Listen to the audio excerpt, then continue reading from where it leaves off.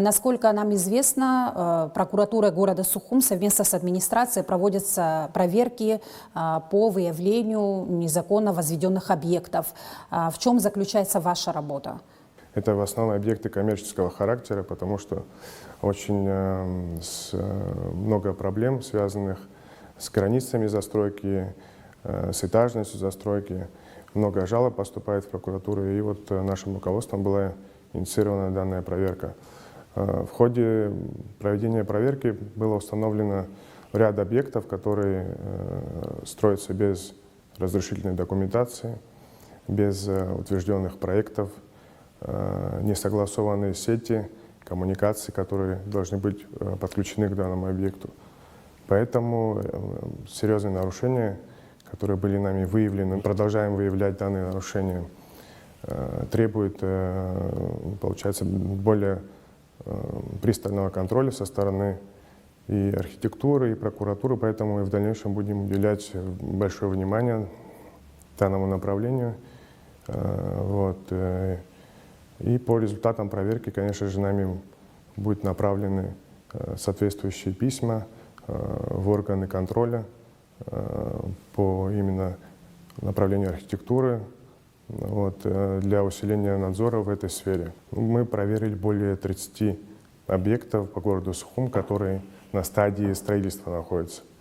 Данные объекты имеют следующие нарушения. Это отсутствие, получается, проектно-сметной документации, разрешительной документации, отсутствие соответствующих разрешений от Черноморэнерго, от водоканала, от СЭС, городских служб, соответствующих, которые должны дать свои разрешения на подключение, на санитарные нормы, на противопожарные нормы.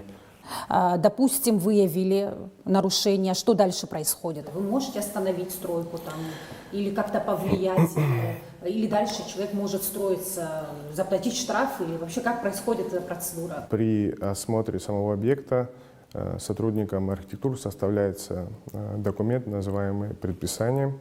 В данном документе сотрудника обязывает предпринимателя или физлицо приостановить строительные работы до устранения нарушений норм и правил строительных.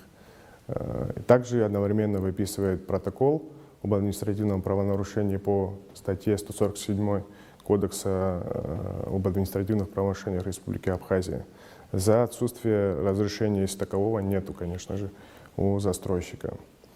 И в дальнейшем уже собираются все необходимые документы для направления в суд данного протокола. И получается, администрация города уже обращается в суд для применения санкций в виде штрафов к застройщику или юрлицу, соответственно. Как реагируют владельцы этих объектов на ваши вот эти проверки? Идут ли на контакт?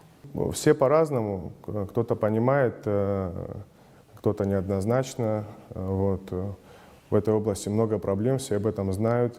Поэтому в основном с пониманием, в основном идут навстречу, предоставляют документы, объясняют причины, характер строительных работ, по каким вообще направлениям они двигаются, получили ли они документы. В общем, идут навстречу, в основном положительно как-то реагируют. Бывают и другие случаи, конечно. Сколько объектов вот за этот октябрь такой насыщенный у вас вы незаконных выявили? В настоящее время около 30 объектов у нас проверено. Из них половина – это незаконное строение, незаконное строительство. Да, в дальнейшем, конечно, будет приниматься правовое решение по ним. Соответствующие меры прокурорского реагирования будут направлены в соответствующие органы. Прокуратура ведет надзор в данной области. Это надзор, получается, периодически у нас по плану работы или по внеплановым мероприятиям проводится на территории города Сухум.